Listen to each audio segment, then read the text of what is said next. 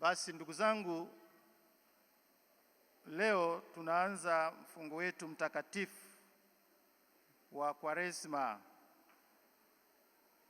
Kwaresma inatokana na neno la Kilatini quadragesima, maana yake ni 40. Kristo alifunga usiku na mchana kwa siku 40 kabla ya kuanza utume wake. Sisi tunapewa kipindi hiki kitusaidie katika kujifanyia tathmini. Sisi tulio wafuasi wa Kristo, yeye alipotuita, alituita na akatupa nafasi ya kushiriki utume wake kwa mujibu wa ubatizo wetu. Hivyo tunapita katika nyayo zake kujiandaa kiroho. Baada ya mzunguko wa mwaka mzima, tunahitaji kukusanya nguvu, kukaa, kujitathmini, kuangalia upya mahusiano yetu na Mwenyezi Mungu. Kama tuko sawa, basi tuongeze bidii, tuombe zaidi msaada wa Mwenyezi Mungu, tupate nguvu mpya na hali mpya. Pale ambapo tumekosea, basi ndio muda wenyewe huu wa kujinyenyekesha na kuomba msamaha. Pale tulipozembea, tulipoyakoroga kama wengine wanavyosema, tuweze kurekebisha. Ndio maana kipindi hiki kina matendo makuu ambayo tunatarajiwa kuyafanya. Sio kwa sababu siku nyingine hatupaswi au turuhusiwi au hatuhimizwi, hapana.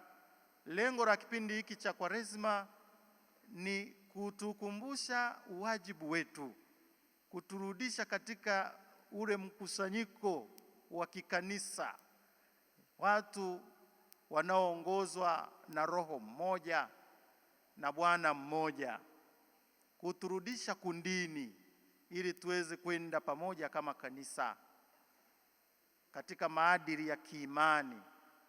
Hivyo ni kipindi ambacho tunakumbushwa yale yanayotupasa kama waamini wa Kristo. Ndio maana katika kipindi hiki tutahimizwa kusali, tukijua kwamba sala ni nyenzo inayotusaidia kuwasiliana na Mungu wetu. Katika sala tunatolea shukrani zetu kwa Mwenyezi Mungu. Katika sala tunatolea maombi yetu. Katika sala tunamsifu na kumwabudu Mungu. Katika sala tunafanya toba pia. Ndiyo maana pamoja na kusali sana, kipindi hiki cha Kwaresma ni kipindi cha toba, kufanya toba. Na ili tuweze kufanya toba ya kweli, tunahimizwa kujikumbusha kila mara, kutafakari, kutafiti dhamiri zetu.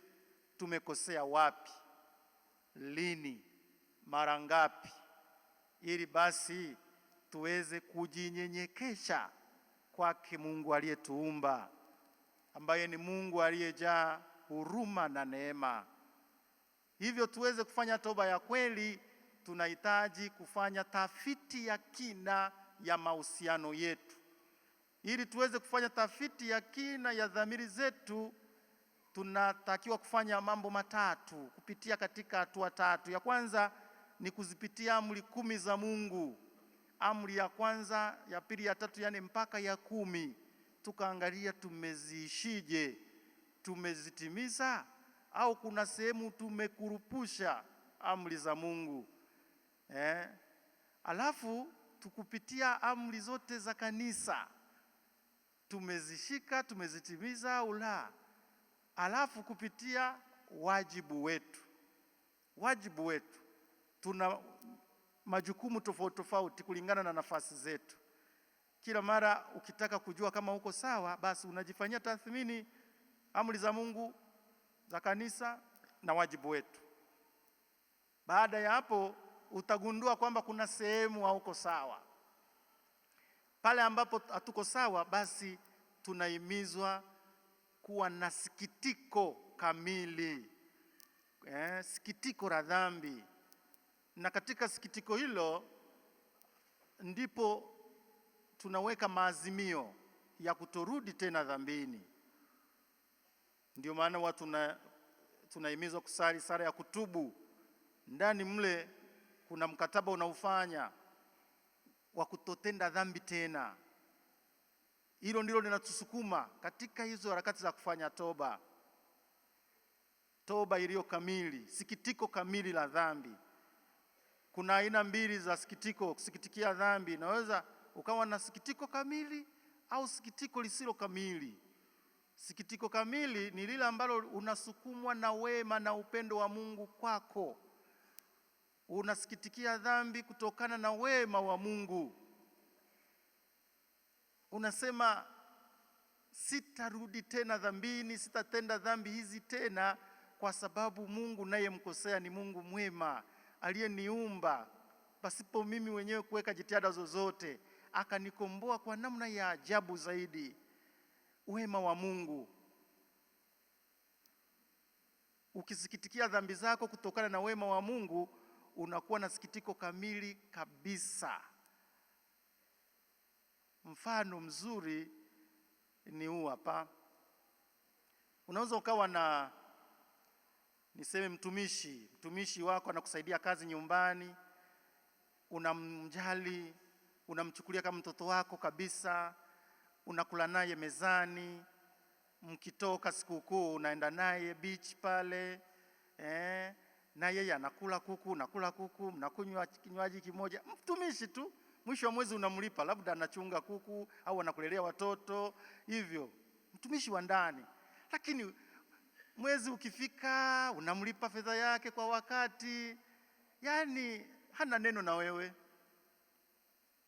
Halafu nitokee amepata changamoto kidogo, labda ya kiuchumi, akakuta fedha yako pale mezani, anaangalia kuichukua, roho inasita, anajioji moyoni, hivi bosi wangu huyu akitambua kwamba nimeiba fedha yake, kwa jinsi anavyonijali, kwa jinsi anavyonihudumia, anavyonipenda, anavyonichukulia kama mtoto wake wa pekee, ananihesabu kati ya watoto wake aliowazaa kabisa. Sasa huyo mtumishi anaahirisha kuiba hiyo fedha. Kilichomsukuma kuahirisha wizi au kuacha kuiba ni upendo wako, ni wema wako. Hiyo ndio inaitwa sikitiko kamili la dhambi. Unaposukumwa na upendo na wema wa Mungu. Sasa sikitiko lisilo kamili ni lile ambalo unaamua kuacha dhambi, unachukia dhambi kwa kuogopa adhabu. Kwa kuogopa adhabu. Maana yake adhabu ikiondoka au ikaahirishwa, unatenda uovu. Unasema sitatenda dhambi hii nisije nikaingizwa katika moto wa jehanamu, nisije nikatupwa motoni. Hilo ni sikitiko lisilo kamili, kwa sababu alikusukuma na wema na upendo wa Mungu, umesukumwa na uoga wa adhabu. Maana yake pale utakapokuwa dhamiri yako imekuwa butu, utakapokuwa umekubuu katika dhambi, uogopi tena na adhabu. Maana inafika hatua hata mtoto mwenyewe anazoea adhabu, anaweza kachapa viboko 20 asikii chochote. Huyo ni hatari sana. Maana yake hawezi hata kufanya sikitiko kamili, hawezi kufanya sikitiko hata lisilo kamili, hata la kuogopa adhabu. Ni kama yule mtumishi, nirejelee mfano wangu, ambaye anaahirisha kuiba fedha yako kwa sababu anajua ukimkamata utamfukuza kazi.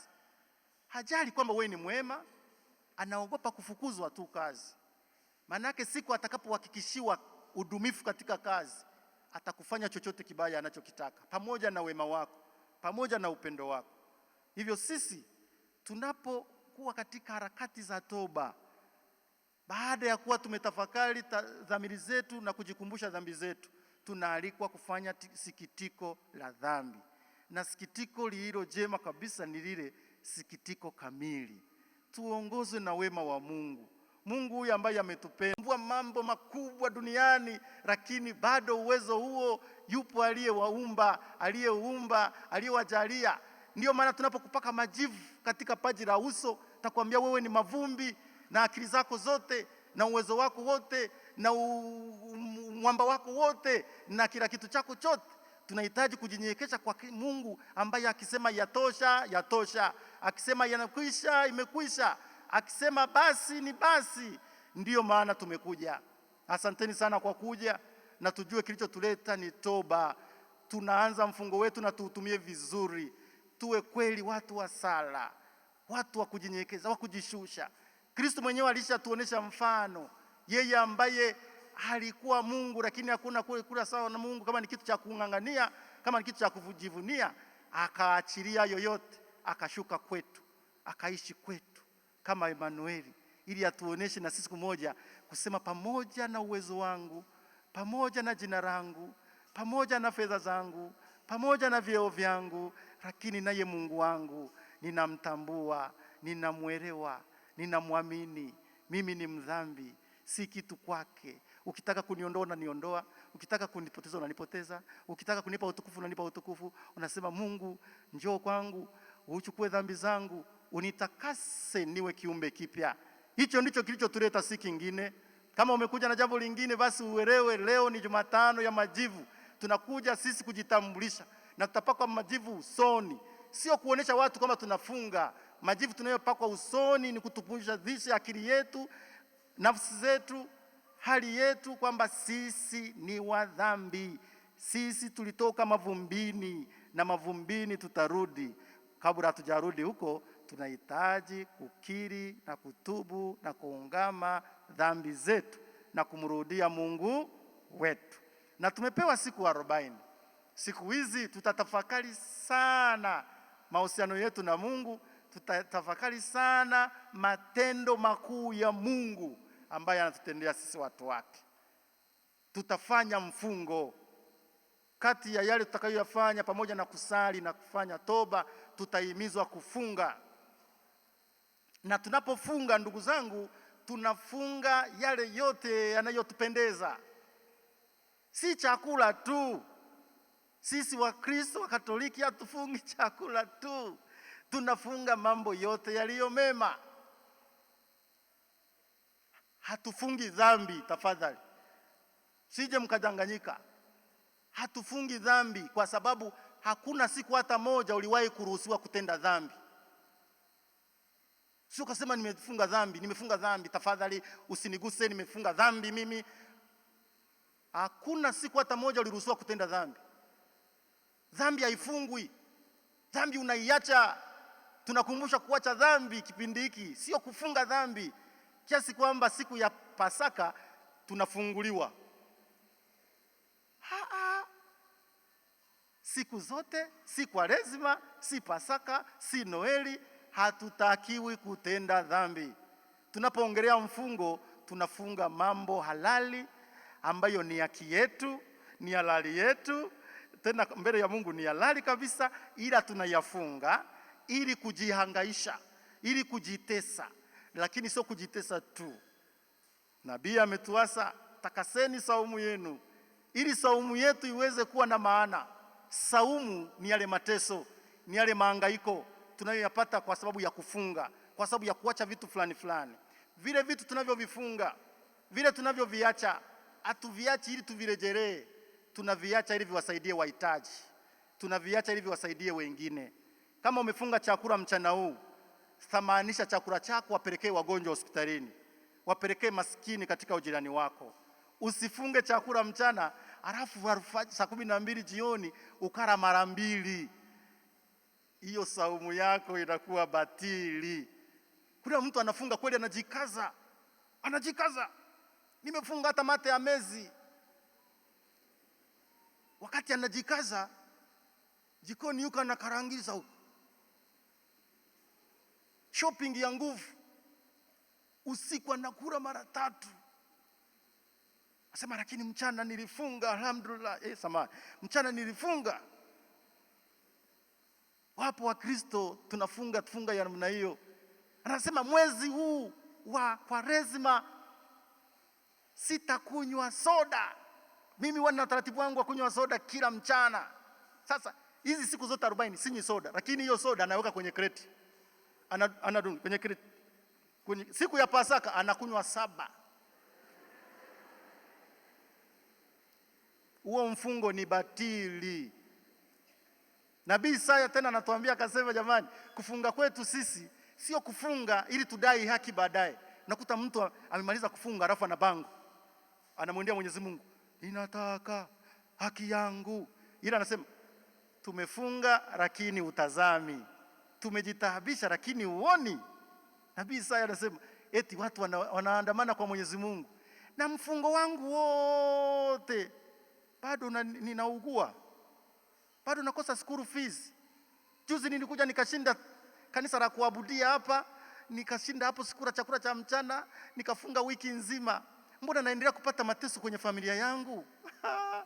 Jamani, huo sio mfungo. Mfungo jamani ni kwa ajili ya kujitaabisha wewe ili upate thawabu ya Mwenyezi Mungu na taabu yako iwafaidie wengine. Ni kweli kama utakuwa umefanya mfungo wa kweli wa dhati, we mwenyewe utashiriki manufaa yake, lakini sio yale ambayo sisi tunayaorozesha wakati mwingine kwa ukosefu wa imani na uelewa. Ndio maana sisi kuna siku za kufunga chakula. Hata unaweza ukaamua, wengine wanaamua kila Ijumaa anafunga chakula, kila Jumatano, sio tu ya majivu, ni maamuzi ya mtu binafsi. Anaamua kufunga chakula mchana, hali kabisa, lakini mfungo wake huo anauwekea malengo. Mimi ninajua chakula ninachokula mchana thamani yake labda ni 7,000. Hiyo fedha naikusanya 7 mara 40 labda.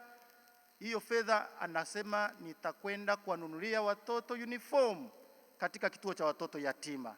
Safi kabisa, mfungo mzuri sana. Inasema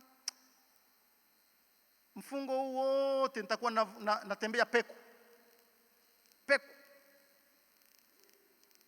sitavaa viatu. Safi. Kwa kutembea peku, labda kwa siku 40 ungekuwa unavaa kiatu kila siku, labda pea moja ingeisha sole. Unaamua unatafuta viatu thamani hiyo, unasema viatu ambavyo ningenunua kwa sababu ambavyo ningevaa labda vingeishiria. Hii viatu na vifunga kwa sababu nilitembea peku na wapelekea wahitaji fulani. Kuna watoto wanahitaji viatu vya shule.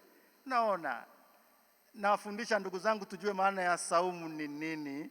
Mahangaiko, unaweza kupitia mahangaiko lakini yasikufae kwa sababu unajiwekea. Wengine wanafunga ili bajeti yao ikae sawa.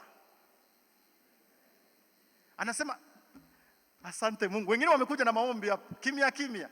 Asante Mungu, mfungo huu sasa nina uhakika huu mwezi nitasave. Analazimisha na watoto wadogo, hakuna chakula mchana, ni Kwaresma. Ni Kwaresma.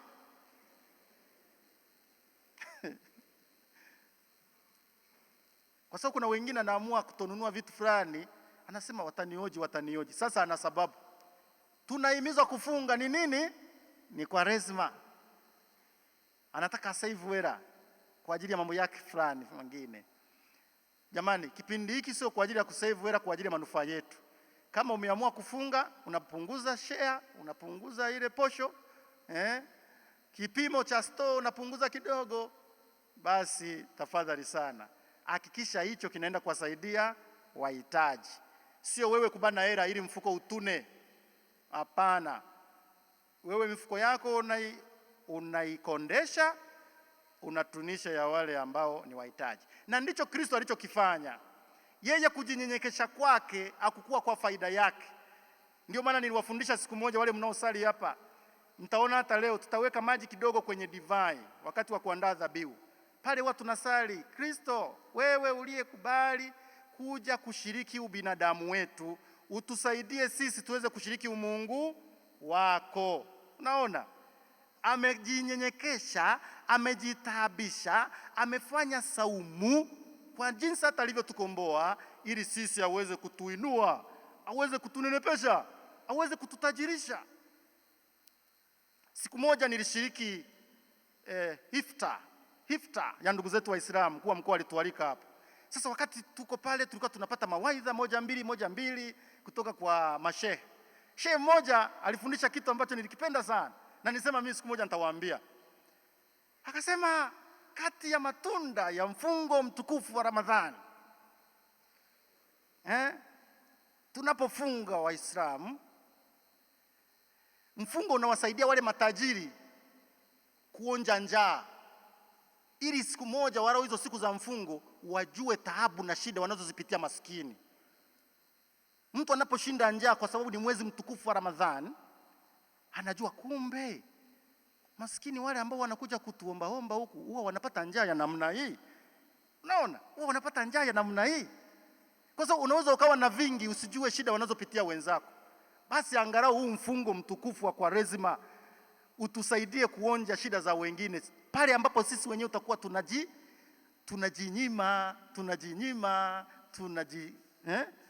tunajitesa. Parokia nyingine za vijijini huko huwa kuna utaratibu, unaalika watu, siku fulani ni siku ya kujitesa, wanaotaka kujitesa mje parokiani. Sasa nawaza nikiwaita hapa mjini mje kujitesa, nitawapa kazi gani hapa? Mtakufanya kazi gani hapa?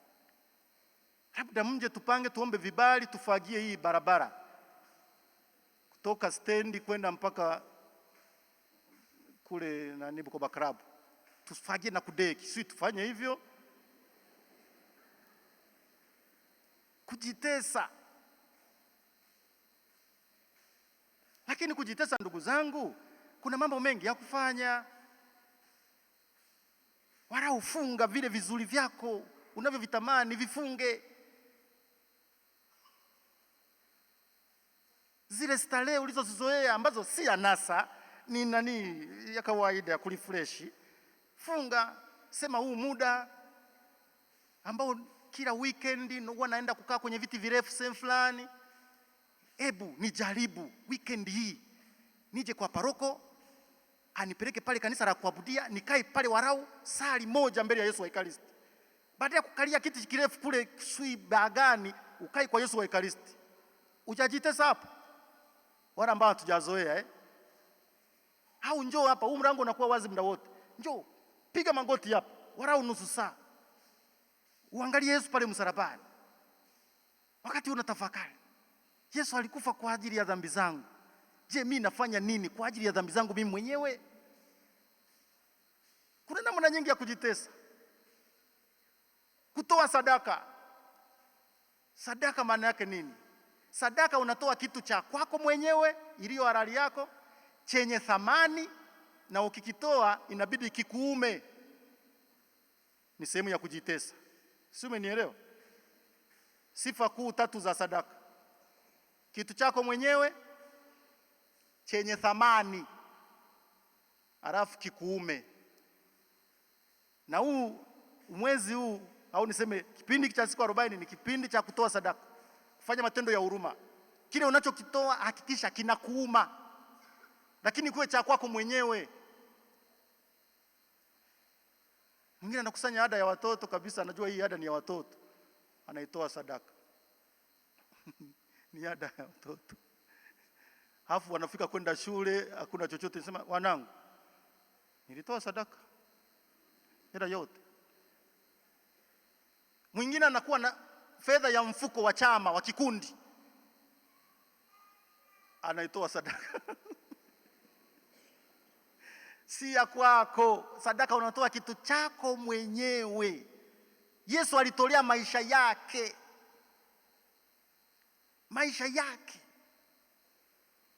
na wewe unaalikwa kutoa cha kwako mwenyewe.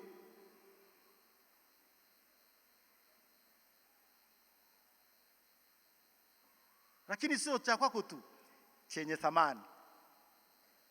Sio unavizia fedha iliyobaki, unaangalia, unatumia ile elimination method. Mliyesoma mahesabu, tulifundishwa kusolve simultaneous equations. Unaweza kutumia grafu, unaweza kutumia nini, kutumia elimination method.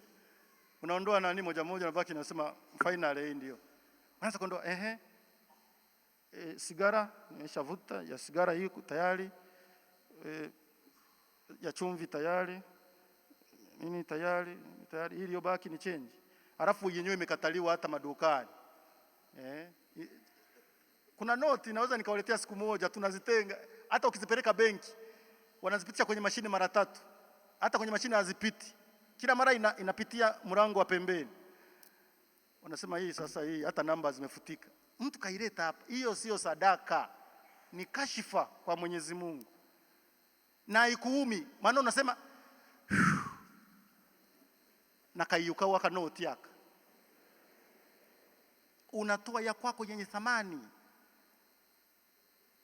Alafu kitaka kujua kwamba sadaka yako imepokelewa, jiulize, inaniuma? Inaniuma? Mimi huwa nina mfano mmoja na utoa. Tulipokuwa wadogo, kipindi cha maembe, tulikuwa tunaenda 3 4, mmoja anapanda, tunaangua maembe, anapanda anadondosha, tunaokota sisi. Tunaokota, tunarundika. Akisha shuka, tunaanza kuchagua, si ndio? Moja moja. Na iyao. Mnaposema na iyao, tunaanza na ile minono. Ile maembe iliyoiva inayowaka hivi. Yanabaki yale ambayo yanaelekea kuiva, mabichi, mengine yana vidoti. Basi, na iyao. Kila mtu mwisho wa siku anajikuta una matano, labda imebaki moja, nasema wewe uliokuwa umepanda la kwako. Sasa kwenye kula, wakati wa kula maembe, mara nyingi hatuanzi na mnono. Tulikuwa tunaanza na ile mabichi ili uje umalizie. Uje umalizie kale. Sasa umebakiza mawili, mnono wako wa mwisho na ili ambalo sasa ndio upo unaendelea nalo, unakutana na rafiki yako mmoja.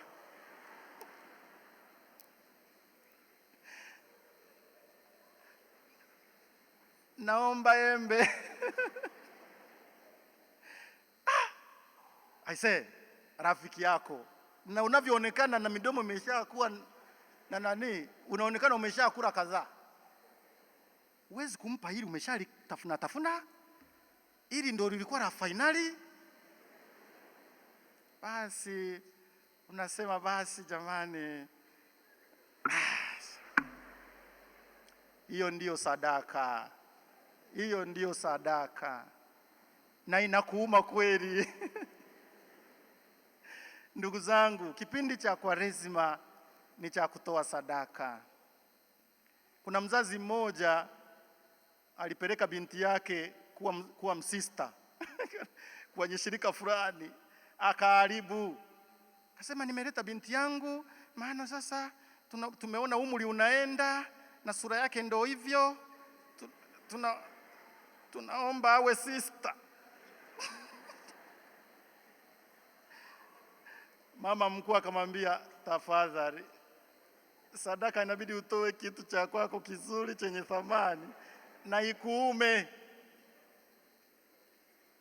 Kwaresima tunatoa vitu vya kwetu vyenye thamani, na tukitaka kujua kwamba tumetoa sadaka iliyo nzuri, ituume.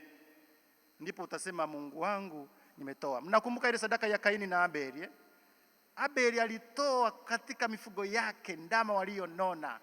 Kaini akatoa kwenye mazao yake vitu vya ovyo, reject, vile vinavyoachwa na mashine kabisa. Akaona moshi wa sadaka ya Abeli ndugu yake unapanda kwenda kwa Mwenyezi Mungu hivyo. Yeye moshi wake ulikuwa unatambaa hivi.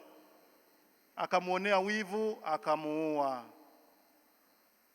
Tafadhali sana, kipindi hiki tukitaka Mwenyezi Mungu pia tumfurahishe kwa maisha yetu, tutolee vilivyo vyema vya maisha yetu. Nafsi zetu ndio kitu chenye thamani kuliko vyote. Tujitolee sisi wenyewe kwanza kwa Mungu, kwa kazi yake, kwanza kwa kuishi maisha adilifu. Mwambie Mwenyezi Mungu, natolea sadaka yangu mimi mwenyewe, maisha yangu pamoja na kazi zangu zinazoziingizia kipato, lakini niko tayari kujitolea kuimba kwaya. Unaona, unamtolea maisha yako, ratiba yako, muda wako. Siseme mimi sina muda wa kwaya, mnajua nimeajiriwa sehemu fulani hivi. Hata wanakwaya wana ajira nzuri, ila wanatenga. Nasema pamoja nayo natoka huku haraka naenda huku, ili na Mungu wangu apate kilicho bora. Unaona, kuna sadaka za aina nyingi sana. Basi tumuombe katika kipindi hiki, pamoja na kujiinisha, pamoja na kujitesa, tujue lengo ni moja, kumrudia Mwenyezi Mungu, na yeye anatungoja. Anasema, njooni kwangu ninyi nyote msumbukao na wenye kulemewa na mizigo, nami nitawapumzisha. Tumletee mizigo yetu, dhambi zetu, shida zetu, mashaka yetu, atatupumzisha. Nawatakia Kwaresima njema. Tumsifu Yesu Kristo.